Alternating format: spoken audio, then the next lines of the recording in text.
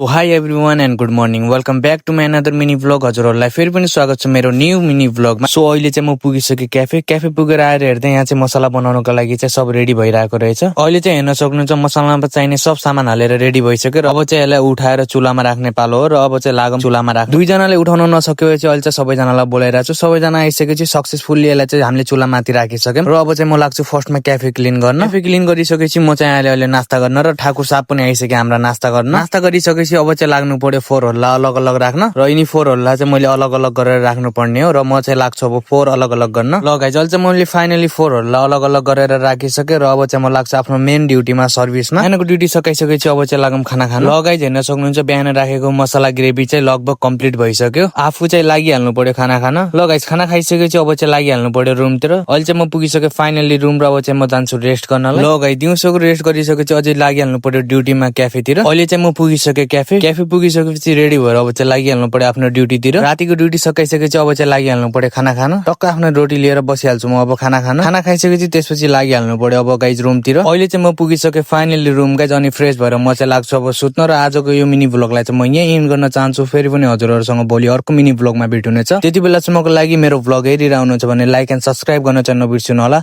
Okay by by good night.